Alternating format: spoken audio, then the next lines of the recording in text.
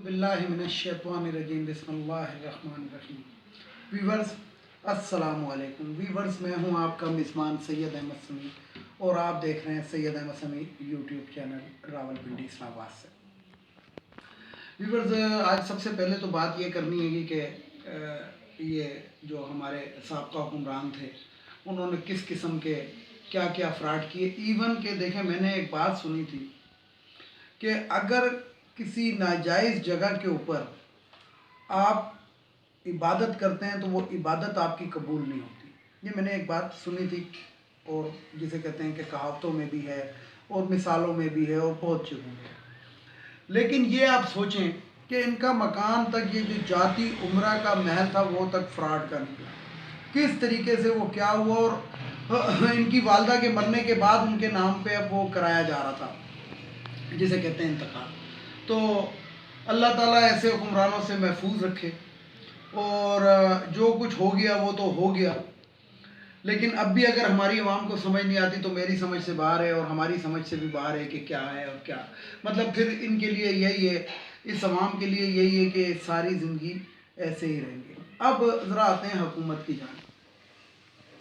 जैसा कि आपको मालूम है कि इमरान खान ने कुछ शफलिंग की है अपनी काबीना के अंदर।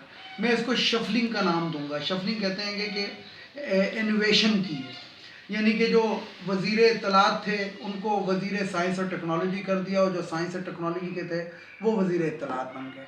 खुसरो बख्तियार को जिनकी जगह पर किया, वो क्या नाम है, और उनको उनकी जगह, मतलब ये एक तरह से शफलिंग कर दी। लेकिन मैं अब यहाँ पे एक लफ्ज़ हुकूमत वक्त और हाकिम वक्त और हाकिम दौला से कहना चाहूँगा, क्या हमारे घबराने का टाइम तो नहीं आ गया?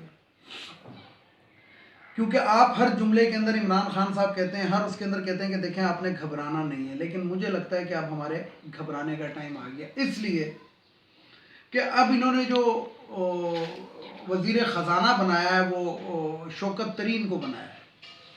तो शौकत तरीन की और ये जो इसाक डार है, इनकी स्ट्रेटजी, यानी कि जिस तरह ख़जाने को और उसको चलाते थे, ये एक ही, तकरीबन इनकी एक ही पॉलिसी, और शायद इनका उस्ताद भी एक ही। तो अगर शौकत तरीन से कुछ लोगों ने मुलाकात भी की और इमरान खान ने मुलाकात कराई कि जो आपके जहन के अंदर तहफ़्फ़ुज़ात हैं इनसे पूछें, तो उन्होंने कहा कि जनाब मैं इस इकानमी को यूँ करूँगा यूँ करूँगा। अच्छा, पाकिस्तान की इस टाइम जो ख़जाना है ये मुल्क की तारीख़ की बुलंद तरीन सतह पर किया हुआ है, और आइंदा दो से जो तकरीबन 2-2.5 साल जो रह गए मौजूदा हुकूमत के, अगर ये शौकत तरीन अगर इसको इसाक डार की तरह से भी चलाएँगे तो बल्ले बल्ले तो हो जाएगी मुल्क पे, तो इमरान खान की तो बल्ले बल्ले हो जाएगी।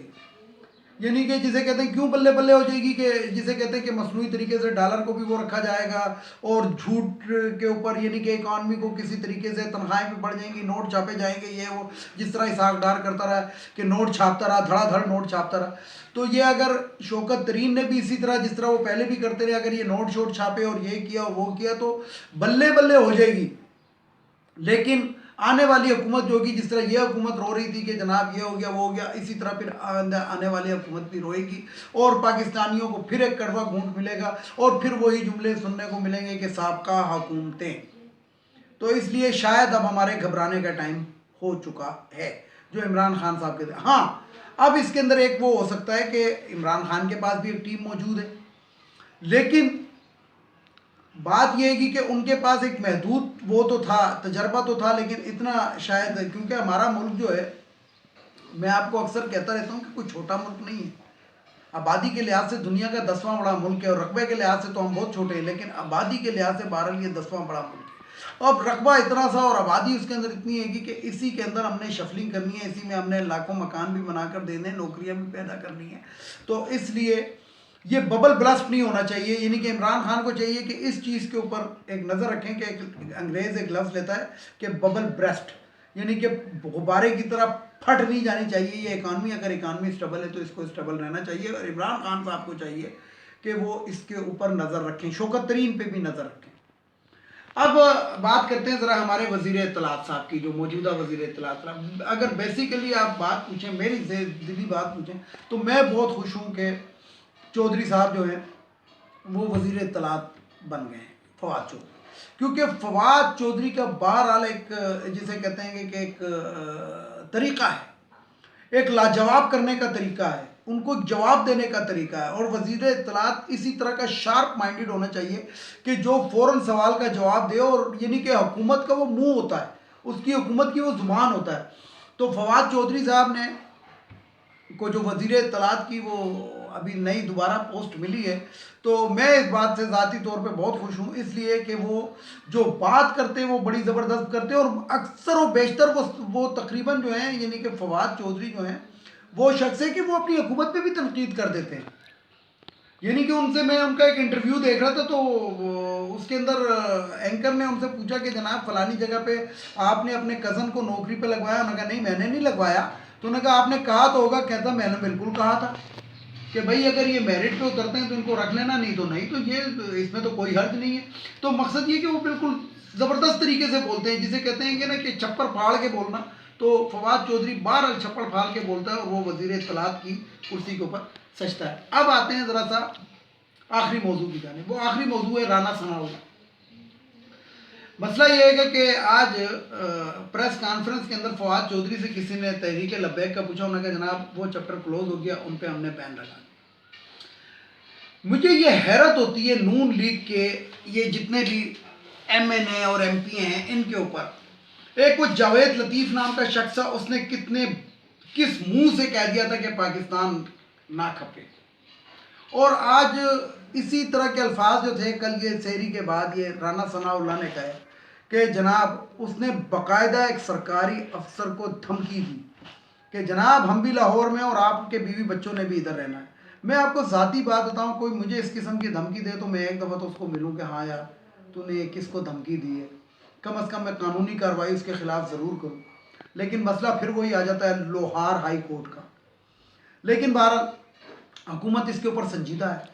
اور وہ جو وسیم اکرم پلس ہیں جو اپنے صوبے کے اتنے پاکستان کے سب سے بڑے صوبے کے اندر حکومت کر رہے ہیں. اچھا میں خبر دے دوں آپ کو، وسیم اکرم پلس سے مجھے یاد آ گیا کیونکہ کل میں نے ان کے خلاف کچھ بات کی تھی جو حقیقت پہ مبنی تھی کہ وسیم اکرم پلس کے جو انہوں نے رمضان بازار لگائے ہیں، ان رمضان بازاروں میں کریلوں کے علاوہ کچھ مل نہیں رہا، اور کوئی سستائی نہیں ہے رمضان بازار کے اندر.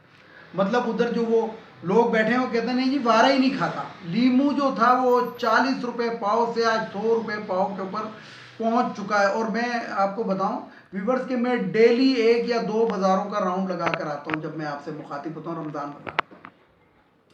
تو رمضان بازار کے اندر بھی کوئی سستا نہیں، 380 روپے لیمو لکھا ہوا تھا. اور جو گوشت انہوں نے کہا تھا مارکیٹ سے سستا دیں گے وسیم اکرم پلس نے، وہ ابھی تک میں نے مارکیٹ کے مطلب وہ یہ جو رمضان بازار ہے اس کے اندر کوئی گوشت کا اسٹال نہیں دیکھا.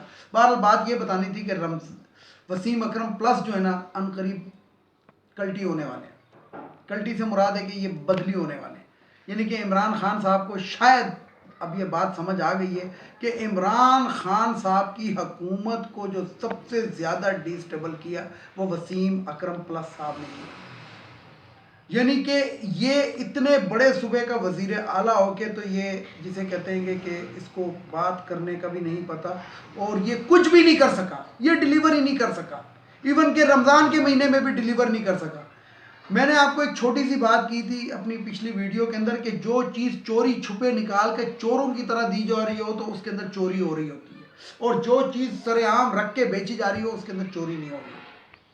تو ان کے جو رمضان بازار جو انہوں نے بنایا اس کے اندر گھی جو ہے ٹیبل کے نیچے سے بندہ بیٹھ کے 3 پیکٹ نکال کے اوپر کر رہا ہے. اس کا مطلب ہے کہ چوری ہو رہی ہے، بہت بڑے پیمانے پہ ہو رہی ہے. اور وسیم اکرم پلس جو ہیں وہ اس کے اوپر وہ کوئی نظر نہیں رکھ رہا. تو بہرحال رانا ثناءاللہ کی میں بات کر رہا تھا. تو رانا ثناءاللہ نے ایک بیان دیا ہے کہ جناب جسے کہتے ہیں کہ دھمکیاں دی ہیں. تو میں سب سے پہلے تو لاہور ہائی کورٹ کو کہوں گا کہ خدا کے لیے آپ بھی کوئی غیرت کے ناخن لے لیں، کوئی غیرت دکھا دیں. یہی کورٹ سے جو سو موٹو لیتے تھے ان باتوں کے اوپر، تو آپ سو موٹو تو کیا، آپ تو ضمانت دینے میں آپ تکڑے ہیں. ضمانت دینے میں تو اگر کلبھوشن یادو کی بھی ضمانت آپ کے پاس آتی تو آپ اس کو دے دیتے.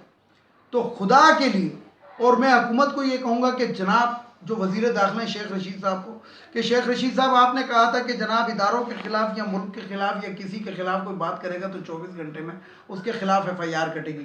تو رانا ثناء اللہ کے خلاف ایف آئی آر کٹنی چاہیے. اس نے ایک سٹنگ سرکاری افسر کو دھمکی دی ہے. اس کا مطلب ہے کہ سرکاری افسران کام کرنا چھوڑ دیں, یعنی کہ وہ کام ہی کرنا چھوڑ دیں کہ اوہ یار کل کو ان کی حکومت آ گئی تو میرے ساتھ تو یہ ہو جائے گا, او کل کو فلانے کی حکومت آ گئی تو میرے ساتھ یہ. اس کا مطلب ہے کام کرنا چھوڑ دیں.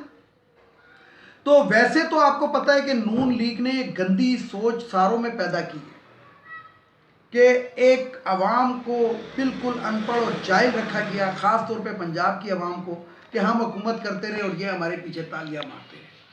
تو یہ جو رانا ثناء اللہ ٹائپ کے لوگ ہیں جو ڈرگ فروش, ہیروئن فروش, چرس فروش, ان کو عدالتیں جو ہیں وہ آج تک اس پہ فرد جرم عائد نہ ہو سکی اور یہ حلیوں بہانوں سے وہاں سے بچ رہا ہے.